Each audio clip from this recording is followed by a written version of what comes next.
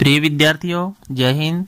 आज हम अफ्रीका महाद्वीप के बारे में मानचित्र में कौन कौन सी बातें दर्शाई जा सकती हैं उनके बारे में अध्ययन करने जा रहे हैं। अफ्रीका महाद्वीप विश्व का दूसरा सबसे बड़ा महाद्वीप है क्षेत्रफल के दृष्टिकोण से।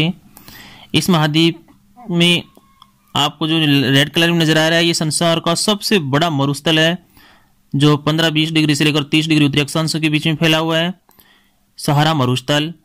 और दक्षिण की ओर इसमें अटलांटिक तट की ओर नामी मरुस्थल है जो इसकी लंबाई लगभग 1600 किलोमीटर है, 1600 किलोमीटर की लंबाई में फैला हुआ है। नामी मरुस्थल के पूर्व की ओर हमारा बुशमैन जनजाति से संबंधित कालाहारी मरुस्थल जो दक्षिणी भाग में, अफ्रीका के दक्षिणी भाग में है, जिसके चारों ओर जैसे दक्षिण अफ्रीका का क्षेत्र है, नामीबिया है, अंगोला है और बोत्सवाना, इन देशों का भाग इसमें शामिल किया जाता है। जहां सर्वभक्षी बुशमैन जाति को हम पढ़ते हैं वो इससे संबंधित है। अफ्रीका में जो किलिमंजारो पर माउंट किलिमंजारो है, जिसको माउंट कीबो भी कहते हैं, सबसे ऊंची चोटी, पर्वत चोटी है 5895 मीटर, जो तंजानिया देश में मुख्य रूप से फैली हुई है।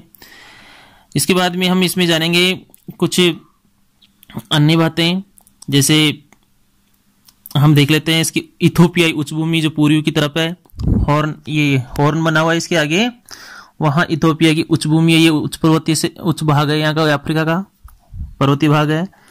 और सहारा के उत्तर पश्चिम की ओर ऊपर की तरफ आपको ये जो नजर आ रहा है, ये महान एटलस पर्वत है, जिसकी 5 जो मुख्य श्रेणियां हैं, उच्च एटलस, महान एटलस, शार एटलस, पुंछ एटलस और एंटी एटलस, वो क्रम से इस तरह से इसमें है। ये एटलस पर्वत है, अफ्रीका का प्रसिद्ध है।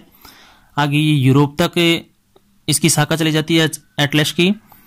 एटलस पर्वत के बाद में हम दूसरा पर्वत यहाँ पढ़ेंगे, ड्रेकन्सबर्ग पर्वत, जो दक्षिण अफ्रीका के पूर्वी तट की ओर है। ड्रेकन्सबर्ग पर्वत ये दक्षिण अफ्रीका में, दक्षिणी भाग में। यहाँ एक विश्व प्रसिद्ध रिफ्ट वैली है। रिफ्ट वैली महान विशाल घाटी बोलते हैं अफ्रीका की। ये दक्षिण में मोजाम्बिक से लेकर उत्तर में इथोपिया से लाल सागर तक विस्तृत है और ये ज्वालामुखी क्रिया द्वारा इस स्थल भाग में दरार के फलस्वरूप बनी हुई है। इस रिफ्ट घाटी के लिए हमें कई जगह पढ़ना पड़ता है। विक्टोरिया झील से होती हुई ये जाती है। अब हमें इसके आगे रिफ्ट वैली के बाद में देखते हैं कांगो या जायरे नदी। कांगो या जायरे नदी अफ्रीका की दूसरी सबसे बड़ी नदी है। यह नदी नील, अब इसका अफवा क्षेत्र है वो नील नदी के अफवा क्षेत्र से भी बड़ा है और ये भूमध्य रेखा को 2 बार काटती है। विश्वतरेखीय घने जंगलों से ये उसके मध्य से गुजरती है। नाइजर नदी है जो अफ्रीका की तीसरी सबसे लंबी नदी है और इस नदी का स्रोत उत्तर पश्चिम तट की उच्च भूमि है। यह शुष्क क्षेत्र में बहती हुई गिनी की खाड़ी में गिर जाती है। यहां इसके डेल्टा पर पोर्ट हरकोर्ट बना हुआ है। नील नदी विश्व की सबसे लंबी नदी है जो विश्वतीय प्रदेश में विक्टोरिया झील और इथोपियन उच्च भूमि से निकलती है और भूमध्य सागर में गिरती है। इस नदी के तटीय प्रदेश काफी उपजाऊ है। मिस्र को नील नदी का उपहार भी कहा जाता है। तो ये विश्व प्रसिद्ध नील नदी। कुछ झीलें जैसे विक्टोरिया झील रिफ्ट घाटी में अवस्थित, यह संसार की तीसरी बड़ी झील है।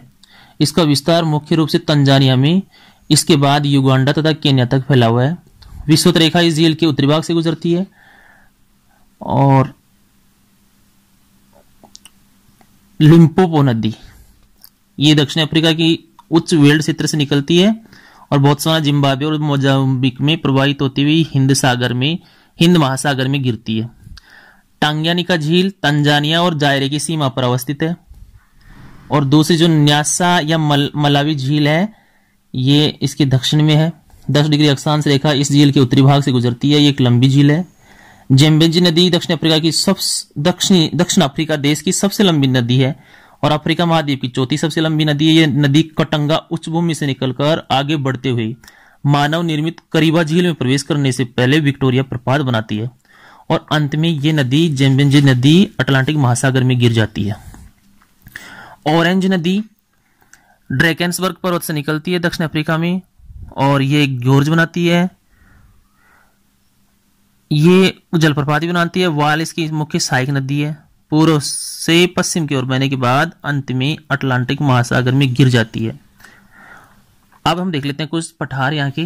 टेडमेंट पठार, तासीली पठार, अजवित का पठार, जोशफ पठार, हमारे कटंगा पठार भी आता है तांबा क्षेत्र से, तांबा की खानों से संबंधित खनिज वाले पार्ट में। ये कोप का पठार दक्षिण अफ्रीका में है।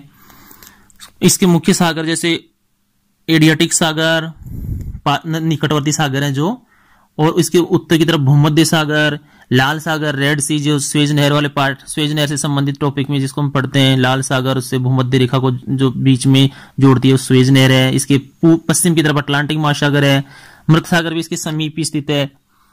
इस तरह से, और यहाँ की जो खाड़ी हैं उनमें जैसे उत्तर की तरफ ये जो हरे कलर से तीर बना हुआ है, यहाँ अकबा की खाड़ी है, उसके पास में पीले कलर का तीर जिस नोक पर जा रहा है वो इसका सिद्रा की खाड़ी है। ऐसे स्वेज की खाड़ी, अदन की खाड़ी, तो इसके निकटवर्ती क्षेत्र में खाड़ियां। और सबसे बड़ी बात है कि अफ्रीका महाद्वीप विश्व का एकमात्र महाद्वीप है जिसमें तीनों रेखाएं, कर्क रेखा, मकर रेखा और भूमध्य रेखा गुजरती है। यहाँ कुछ अन्य मरुस्थल भी हैं जैसे लीबा का मरुस्थल, सबा का मरुस्थल और सीवा मरुस्थल। इनकी स्थिति उत्तरी भाग में स्थित है अफ्रीका के। अफ्रीका महाद्वीप, इसके अब राजनीतिक भाग देख लेते हैं हम, जहां कई बार देश कौन से हैं, क्षेत्र कौन से, ये इसके राज्य राजधानी वगैरह देख लेते हैं। तो इसके बाद उत्तरी भाग में आप देख पा रहे हैं अल्जीरिया, लीबिया, माली, नाइजर, जिनका अनेक जगह उल्लेख मिलता है, चाड, नाइजर अलग देश है, नाइजीरिया अलग देश है।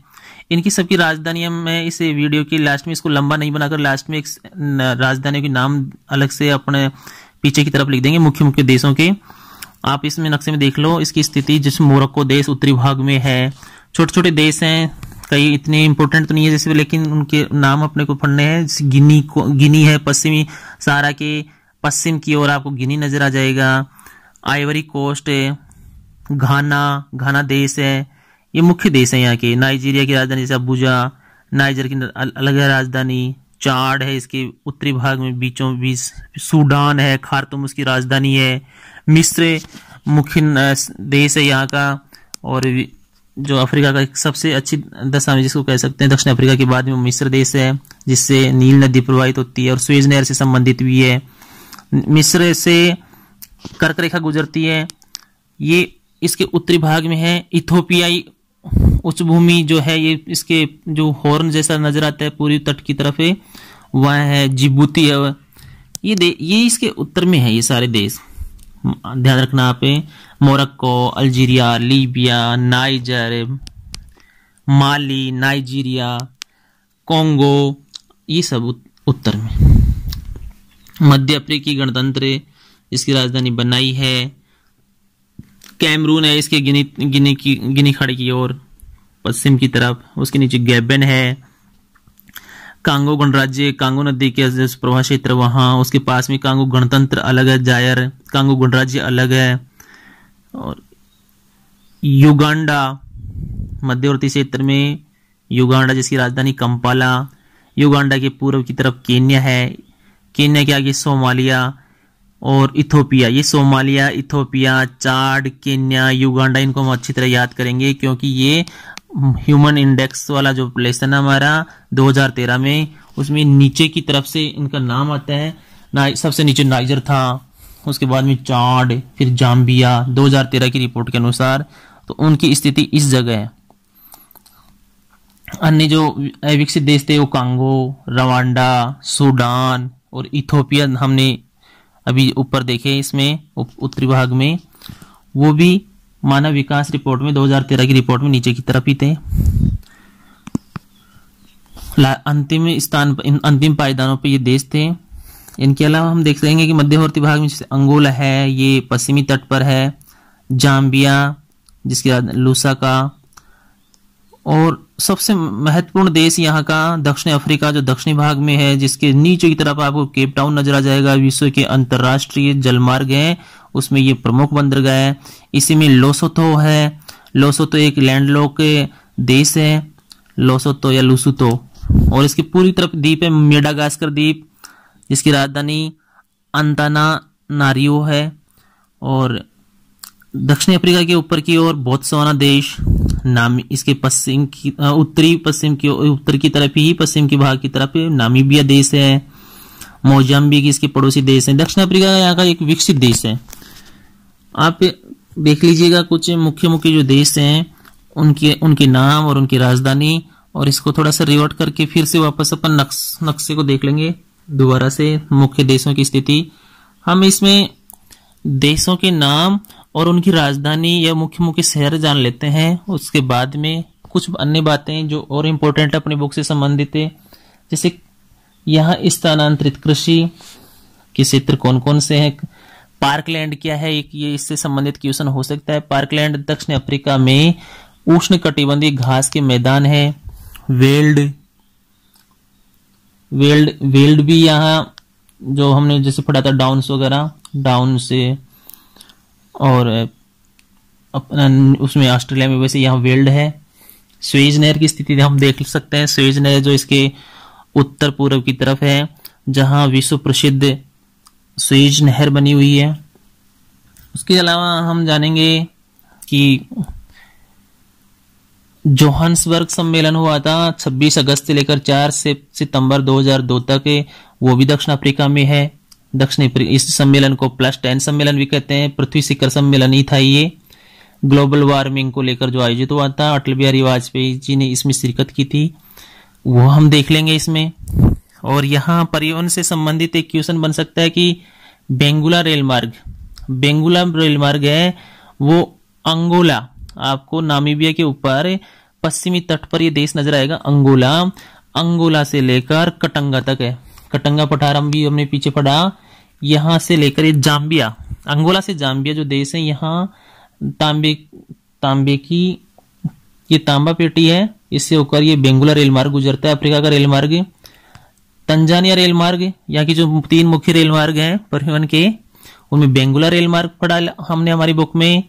हमारे पाठ्यक्रम में बेंगुला रेल मार्ग शामिल है, तंजानिया रेल मार्ग शामिल है, और ब्लू ट्रेन से संबंधित हमारे इस सिलेबस में उल्लेख मिलता है। तो बेंगुला रेल मार्ग तो आप इसको दर्शाना अंगोला से लेकर कटंगा तक जाम्बिया तांबा पेटी से होकर गुजरता है। तंजानिया रेल मार्ग जाम्बिया ताम्र पेटी से तट पर स्थित दार ए सलाम तक, ये तंजानिया रेल मार्ग है। जो तंजानिया जो देश है, ये आपको पूर्व की तरफ नजर आएगा, पूर्वी भाग में इसके, सोमालिया से नीचे केन्या और सोमालिया युगांडा से नीचे तंजानिया देश है। और इसके अलावा ब्लू ट्रेन जो केप टाउन से प्रिटोरिया तक प्रस्तावित है, ये ब्लू ट्रेन। और एक ब्लू ट्रेन दक्षिण अफ्रीका में दर्शाएंगे हम। और इसके जो अन्य जो मुख्य शहर हैं उनमें देखेंगे हम काहिरा मिस्र की राजधानी, असवान बांध बना हुआ है नील नदी पर, असवान शहर के पास में। खार्तूम, ये खार्तूम है जो सूडान में है, सूडान की राजधानी नील नदी के पास ही है। और विक्टोरिया झील हमने पढ़ ली, टेंगनिका झील पढ़ ली। विक्टोरिया झील जहां से इसका नील नदी का उद्गम होता है, नील नदी का हम दर्शा सकते हैं। एक केप काहिरा रेल मार्ग और आता है हमारे सिलेबस में, केप काहिरा रेल मार्ग, जिसकी लंबाई लगभग 14,000 किलोमीटर होगी। लेकिन ये प्रस्तावित अंतर महाद्वीपीय रेल मार्ग है अफ्रीका का। इस रेल मार्ग की बात करें तो ये केप काहिरा नाम से रेल मार्ग है। जो केप यानी केप टाउन दक्षिण अफ्रीका का जो सबसे नीचे है, हॉर्न ऑफ गुड होप अंतरीप है नीचे, वहां से cape of horn good hope अंतरीप से भूमध्य सागर तक, भूमध्य सागर के पास जो कायरा है मिस्र की राजधानी, वहां तक इसको बनाना प्रस्तावित है। और इस रेल मार्ग पर जो मुख्य मुख्य शहर आएंगे उनमें किम्बरले, दक्षिण अफ्रीका में किम्बरले जो स्वर्ण और हीरे की खदान के लिए विश्व प्रसिद्ध है। जोहान्सबर्ग, यहाँ से विशेष सोना निकलता है। प्रिटोरिया, ये भी दक्षिण अफ्रीका का राजधानी नगर भी है। ऐसे ही बुलावायो को भी जोड़ेगा। और आगे ये कोस्टी, आसवान, काहिरा होते हुए पूरा एक प्रस्तावित अंतर महाद्वीपीय मार्ग है। एक इसे संबंधित एक क्वेश्चन हो सकता है, ये जैसे अपना ये स्वेज नहर से संबंधित है। स्वेज नहर जो इसके पूर्वी तट पर है मिस्र के पास में, लाल सागर को भूमध्य सागर से जोड़ती है। मेडागास्कर से संबंधित हो सकता है, मेडागास्कर इसके पूर्व की तरफ तट ये द्वीप है। और